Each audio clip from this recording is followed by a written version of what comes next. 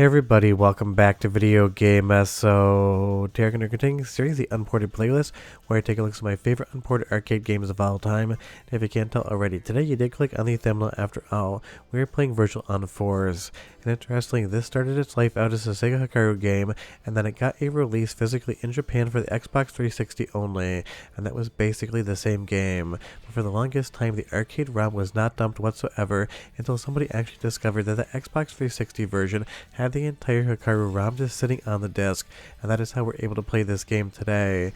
And even though Virtual on Mars came to PlayStation 2 and was maybe 80% of what Force would have been, this game never actually saw a home port to the 360, and even then there's enough differences here on the Hikaru version to really make a video out of it.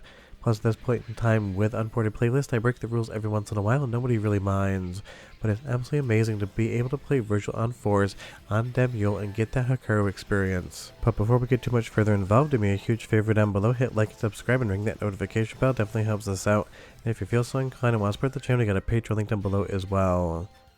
But honestly, Virtual On has always been a franchise I've enjoyed, but I fully admit that I am not that good at it. Now what I have done for this capture is I've set up two different flight sticks I have, and basically configured them to be able to play this as a twin stick shooter.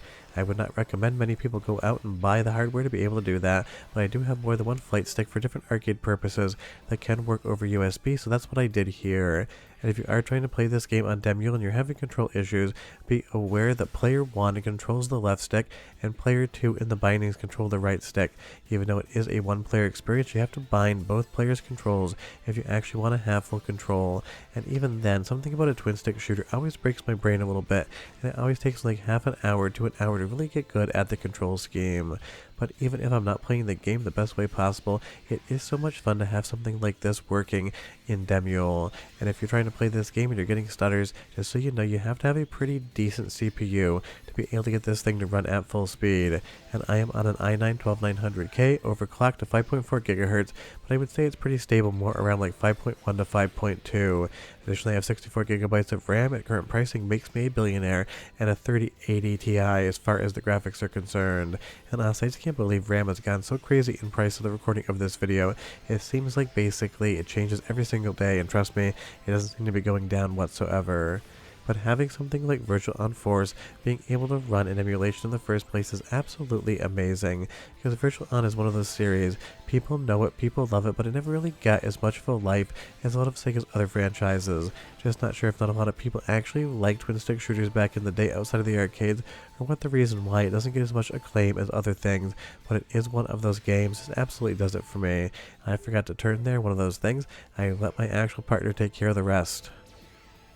Because that is the big hook in Virtual on 4s. It is a 4-player match. It is you and your teammate, or in this instance the CPU, versus 2 CPU players or 2 human players, depending on how many cabinets were sitting on arcade floors back in the day. And this is one of the rare games on Unported Playlist that I can say I have never actually played an arcade cabinet for, nor have I seen one. So if you have, leave me a comment down below and you tell me how it felt in actual gameplay with a twin stick shooter. I'd always love to see one of these things, but I'm not really sure how many of them actually exist out in the world anymore. I bet some Japanese arcades have a few here and there, but I have not seen one in North America, and I've looked at Gallup and Ghost list, and I didn't see it on there either, so if they don't have it, how many other people would? But this is one of those games. It definitely has an audience. You're either going to love it or hate it, but the fact that you can now play it from start to finish in and of itself is a ton of fun, and I will say it is definitely one of the prettiest Hikaru games out there as well. Let's do the first soundtrack sample, because Virtual On games always had incredible music. 45 seconds, and I'll be right back with a lot more.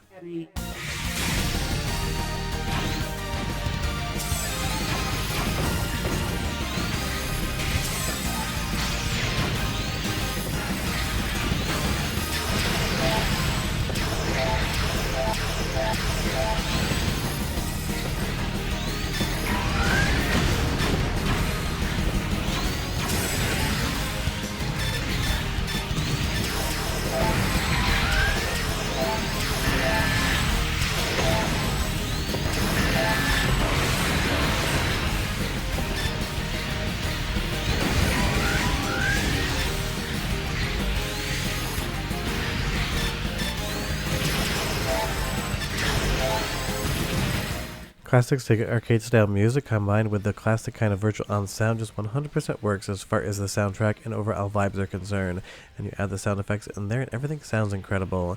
And as the models actually get up close, you can see just how powerful Sega Hikaru was. Seeing this in like 2000, 2001 absolutely would have been amazing, and I'm pretty sure that the only reason this thing didn't come to Dreamcast is, again, by the time the Hikaru was really getting its stride in arcades, the Dreamcast was almost dead as a home console. So Sega just realized that they were going to cancel the thing, and they decided, let's not spend a lot of money porting it over, because on the video hardware side of things, Hikaru and Dreamcast couldn't be any more different. Yes, the Dreamcast and the Hikaru share the same CPU, but as far as that video hardware is concerned, Hikaru is a custom bespoke setup designed completely by Sega, so actually porting it to Dreamcast would be a lot of work. And if you knew your console was suffering and you weren't going to be selling it much longer, definitely one of those things not surprising that they reworked Forced into Mars and then released it on the PlayStation 2, a console that was going nowhere and had a much bigger install base. But that really is disappointing because I feel like Virtual On has a really spotty track record of actually getting decent releases.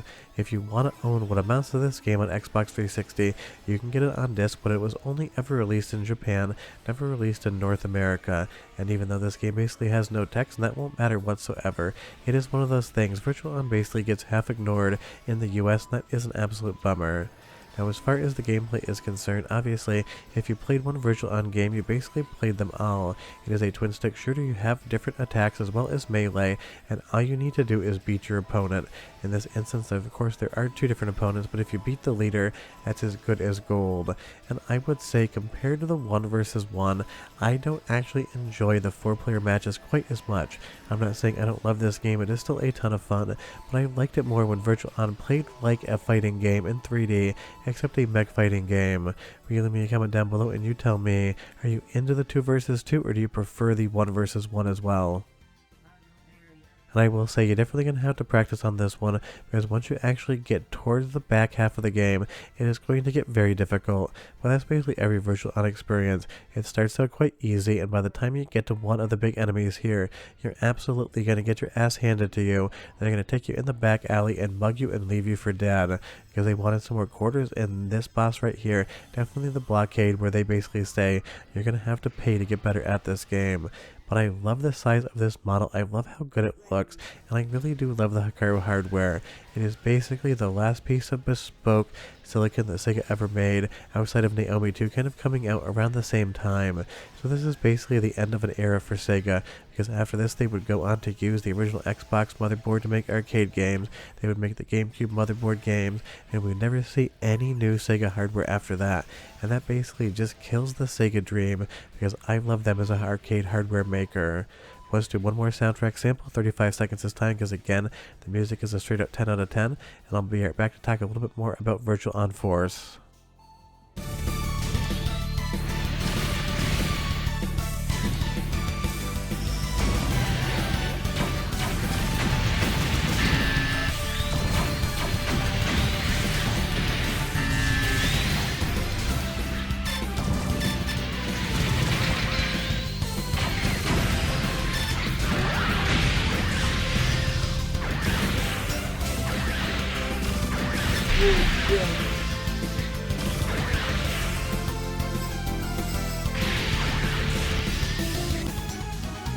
I mean, again, I just absolutely love the music in a Virtual On game, and Virtual On Force is no different.